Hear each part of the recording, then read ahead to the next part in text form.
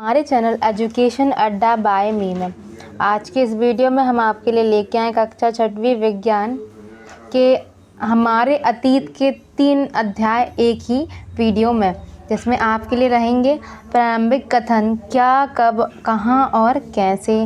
दूसरा, आखेट संग खाद्य श्रृंखला से भोजन उत्पादन तक। तीसरा, आरंभिक नगर। फिर अपनी अगली वीडियो में हम आगे के 3 या 4 पार्ट डिस्कस करेंगे। तो आज बढ़ते आगे वीडियो की तरफ। अगर हमारे चैनल पे आप नए हैं, अभी तक चैनल को सब्सक्राइब नहीं किया है तो चैनल को जल्दी से सब्सक्राइब कर दीजिए।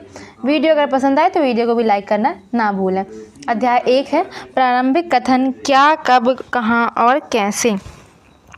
भारत में लगभग 8000 वर्ष पूर्व किन फसलों को उपजाना प्रारंभ कर दिया गया था। तो 8000 वर्ष पूर्व भी कौन सी फसलें हमारे यहाँ भारत में उगाई जाती थी, तो वो थी गेहूँ और जौ। प्रश्न दूसरा, प्राचीन भारत में सामान्य जन द्वारा कौन सी भाषा सामान्य रूप से प्रयोग की जाती थी। तो प्राचीन भारत का जब समय था, उस समय जो सामान्य लोग थे वो प्राकृत भाषा का उपयोग किया करते थे। प्रश्न तीसरा, पांडुलिपियों, अभिलेखों तथा पुरातत्व से प्राप्त जानकारियों के लिए इतिहासकारों द्वारा किस शब्द का उपयोग किया जाता था, तो वो था स्रोत। प्रश्न चौथा, इतिहास में यदि कोई घटना वर्तमान से लगभग 2700 वर्ष पहले हुई तो उसे किस तरह दर्शाया जाएगा, तो 2700 ईसा पूर्व। तो है प्रश्न 5वां, अतीत के बारे में हम कैसे जानकारी जान सकते हैं। तो अतीत में लिखी गई पुस्तकें ढूंढकर और पढ़कर हम अतीत के बारे में जान सकते हैं। प्रश्न 6वां, हमें वर्तमान की घटनाओं की जानकारी किन किन साधनों से प्राप्त होती है। तो हमें वर्तमान की घटनाओं की जानकारी हम रेडियो से प्राप्त करते हैं, टीवी, अखबार से, मोबाइल आदि साधनों से प्राप्त कर सकते हैं। प्रश्न 7वां, पांडुलिपि से क्या आशा है। प्राचीन काल में पांडुलिपियाँ किस पर लिखी जाती थी। तो अतीत के हाथ से लिखी जाने वाली पुस्तकों को पांडुलिपि कहा जाता है। प्राचीन काल में पांडुलिपि या ताड़पत्रों अथवा हिमालय क्षेत्र में उगने वाले भूर्ज नामक पेड़ की छाल पर लिखी जाती थी। जैसे हम कॉपी पेन से कॉपी पे लिखते तो उस समय क्या कहा जाता, तो किस में लिखी जाती थी, वो भूर्ज नामक पेड़ की छाल होती थी, उस पर लिखे जाती थी, जिसे हम क्या कहते हैं, ताड़पत्र। शिलालेख एवं अभिलेख में क्या अंतर होते हैं। तो शिलालेख केवल पत्थर पर ही लिखे जाते हैं। शिलालेख मतलब शिला पर लिखे गए, शिला मतलब पत्थर पर लिखे गए, और अभिलेख पत्थर और कागज दोनों पर लिखे जाते थे, कागज भी पर भी और पत्थर पर भी। प्रश्न 9, प्राचीन काल में लोग यात्रा किस प्रकार व क्यों करते थे। तो प्राचीन काल में लोग यात्रा पैदल करते थे और अपना सामान अपनी पीठ पर या पशुओं की पीठ पर रख कर ले जाते थे। यात्राओं का प्रमुख कारण काम की तलाश, ज्ञान अर्जन एवं व्यापार था। प्रश्न 10, सहायक नदियाँ किसे कहते हैं। गंगा की सहायक नदियों के नाम लिखिए। तो सहायक नदियाँ हम उन्हें कहते हैं जो एक बड़ी नदी में मिल जाती हैं। गंगा की सहायक नदियाँ यमुना, रामगंगा, सरयू, गंडक, कोसी, महानदी और सोन आदि। तो ये सब क्या होती है, गंगा में जाके मिल जाती है, इसलिए ये गंगा की सहायक नदियाँ हैं।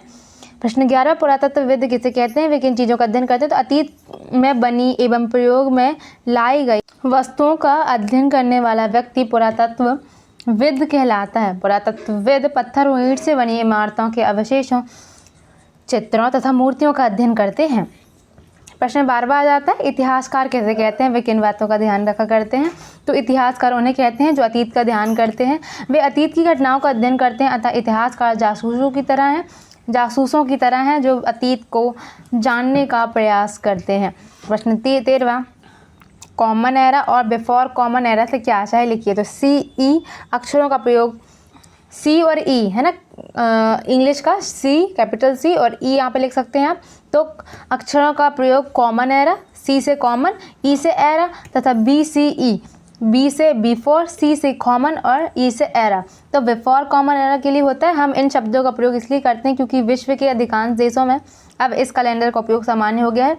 ईसा मसीह के जन्म के वर्ष से समय की गणना में ईस्वी यानी कि AD का प्रयोग किया जाता है।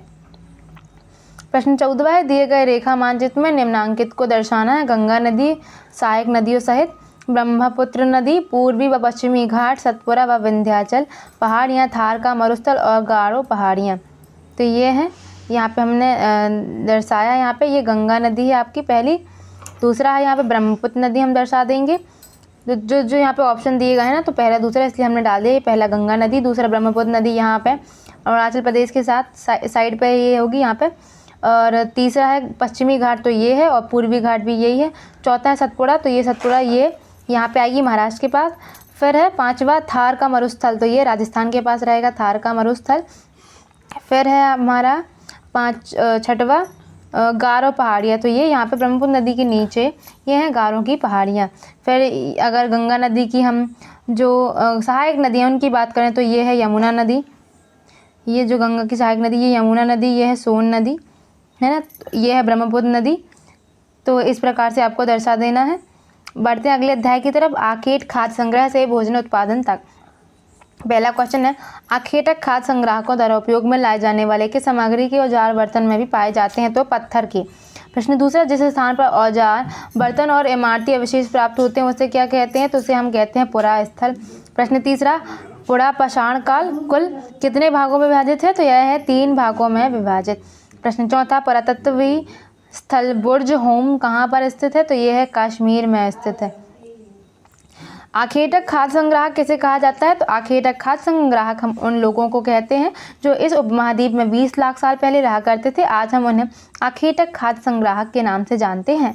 प्रश्न छठवां, आरंभिक मानव पत्थरों, लकड़ियों और हड्डियों के औजारों का उपयोग किस किस कार्यों में करते थे? तो वो आरंभिक यानी कि आधुनिक मानव इन औजारों का उपयोग फल फूल काटने, हड्डियों और मांस को काटने, पेड़ों की छाल और जानवरों की खाल उतारने के लिए करते थे, ताकि वो अपने जो दैनिक जीवन के कार्य वो आसानी से कर सकें। आरंभिक मानव धीरे धीरे किस प्रकार पशुपालक बन गए? तो आरंभिक मानव ने अपने घरों के आसपास चारा रखकर जानवरों को आकर्षित कर उन्हें पालतू बनाया होगा। सबसे पहले जंगली जानवरों को पालतू बनाया गया, धीरे धीरे लोग भेड़, बकरी, गाय जैसी जानवरों को पालने लगे और इनसे अपनी जो ज़रूरतें हैं वो पूरी करने लगे। प्रश्न 8वां, आरंभिक मानव की किस प्रक्रिया को घरेलूकरण की प्रक्रिया कहा गया? तो लोगों द्वारा पौधे उगाने, जानवरों की देखभाल करने को बसने की प्रक्रिया कहा जाता है, यही है घरेलूकरण की प्रक्रिया।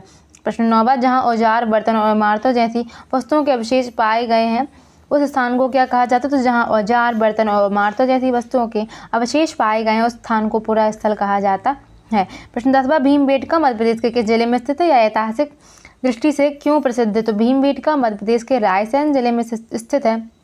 यह एक पुनः प्रासाणिक आवासीय पुरा स्थल है। यदि यहाँ आदि मानव द्वारा बनाए गए शैलचित्रों और शैलाश्रयों के लिए प्रसिद्ध है। प्रश्न 11वां, आखेटक खाद्य संग्राहक समुदाय के लोग एक जगह से दूसरी जगह पर क्यों घूमते रहते थे? तो आखेटक खाद्य संग्राहक समुदाय के लोगों को भोजन की तलाश में एक जगह से दूसरी जगह जाना पड़ता था। प्रश्न 12वां, नवपाषाण युग में मिट्टी के बर्तनों का उपयोग किस प्रकार किया जाता था?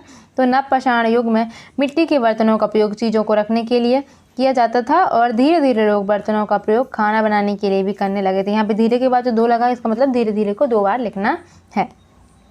प्रश्न 13वां, मेहरगढ़ के बारे में 8 से 10 वाक्यों का विवरण दीजिए। तो मेहरगढ़ ईरान जाने वाले सबसे महत्वपूर्ण रास्ते बोलन दरी के पास एक हरा भरा समतल स्थान है। मेहरगढ़ संभवतः वह स्थान है जहाँ के स्त्री पुरुषों ने इस इलाके में सबसे पहले जौ, गेहूं उगाना और भेड़ बकरी पालना सीखा। यहाँ पर विभिन्न प्रकार के जानवरों की हड्डियाँ मिली।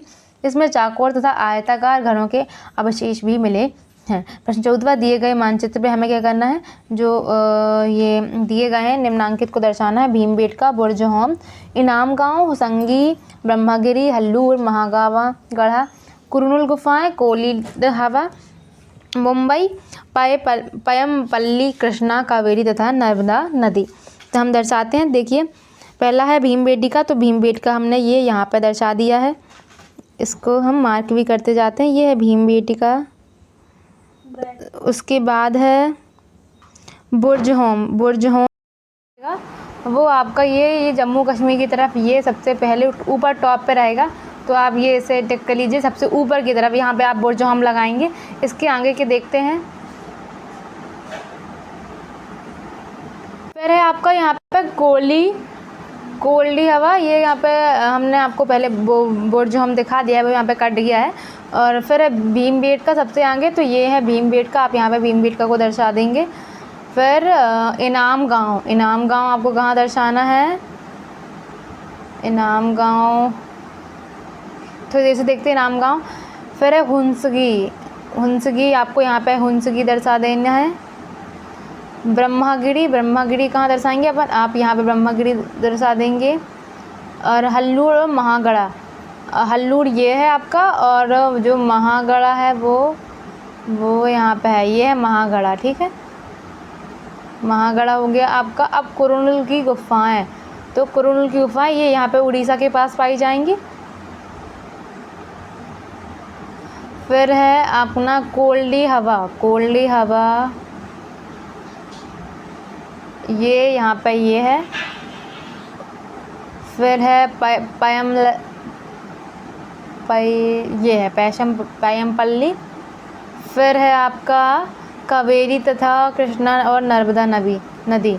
तो ये है आपकी कावेरी नदी, ये है नर्मदा नदी और यहाँ पे है कृष्णा नदी। ठीक है, इनाम गांव यहाँ पे छूट गया है तो हम आपको अगली वीडियो में उसका भी बता देंगे। बढ़ते हैं अगले चैप्टर में। प्रश्न अध्याय 3 आरंभिक नगर। हड़प्पा कालीन के संरचना में पानी का रिसाव रोकने के लिए प्लास्टर के ऊपर चारकोल की परत चढ़ाकर तैयार किया जाता था। तो महान स्नानागार, इसका ऑप्शन बी करेक्ट है। प्रश्न दूसरा, हड़प्पा सभ्यता का कौन सा नगर 3 भागों में विभाजित था? तो धौलावीरा। प्रश्न तीसरा, सुमेलित कीजिए पत्थर और शंख। तो ये है प्राकृतिक वस्तु। फैयंस, यह है कृत्रिम वस्तु। पत्थर की मोहर कहाँ पाई गई थी? हड़प्पा सभ्यता में। और मन का चमकाना यानी विशेषज्ञ कार्य करना। प्रश्न चौथा, हड़प्पा सभ्यता के पतन का कारण था? तो यह है बाढ़ जो है हड़प्पा सभ्यता के पतन का कारण बना। प्रश्न पाँचवा, मोहनजोदड़ो के महान स्नानागार की विशेषताएं। तो पहला, महान स्नानागार को बनाने के लिए ईंट और प्लास्टर का इस्तेमाल किया गया था।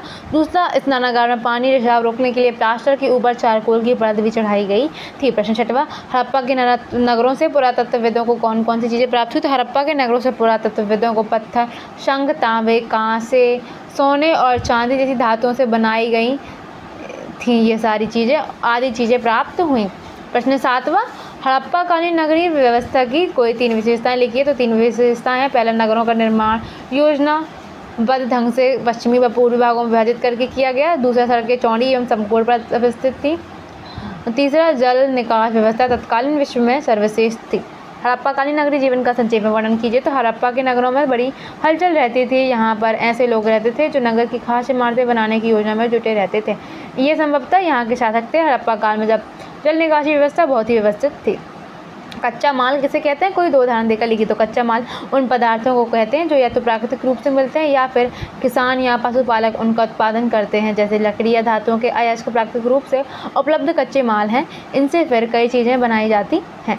प्रश्न 10वां, हड़प्पा सभ्यता के लोग कौन कौन से खनिज धातु से परिचित थे? उनका आयात वे किन प्रदेशों से करते थे? तो हड़प्पा सभ्यता के लोग तांबे, टिन, कांसे और सोने की धातु जिससे परिचित थे। उनका आयात गुजरात, ईरान और अफगानिस्तान से किया करते थे। आरंभिक नगर के लोग भोजन में कौन कौन सी चीज़ों का उपयोग करते थे? प्रश्न 11वां है, आरंभिक नगर के लोग भोजन में गेहूँ, जौ, दालें, मटर, धान, तेल और सरसों का उपयोग करते थे। आरंभिक नगर के लोग अनाज उगाते थे और जानवर भी पालते थे। प्रश्न 12वां, हड़प्पा सभ्यता की कृषि एवं पशुपालन के बारे में प्राप्त जानकारी का वर्णन कीजिए। तो उत्तर है, हड़प्पा सभ्यता के किसान अपनी आवश्यकता से अधिक अनाज का उत्पादन करते थे, इसलिए नगर में अनाज के भंडारण के लिए अन्नागार बनाए गए थे जहाँ खाद्य पदार्थों को सुरक्षित रखा जाता था। कृषि के साथ साथ पशुपालन भी बहुतायत में किया जाता था। बैल, गाय, भैंस, भेड़, बकरी, सुअर, कुत्ते और हिरण आदि पशुओं का पालन किया जाता था। प्रश्न 13वां, हड़प्पा कालीन नगरों में धौलावीरा व लोथल की प्रमुख विशेषताएं लिखिए। तो कच्छ के इलाके में जो खदिर बेत के किनारे धौलावीरा नगर बसा था, वहाँ साफ पानी मिलता था और ज़मीन उपजाऊ थी। साबरमती की एक उपनदी के किनारे वसा लोथल नगर बसा है, जहाँ कीमती पत्थर जैसा कच्चा माल आसानी से मिल जाता था। फिर 10वां आपका यहाँ पे है दिए गए मानचित्र में आपको निम्नांकित दर्शाने हैं। 10वां नहीं है, खैर ये कौन सा प्रश्न रहेगा आपका 14वां।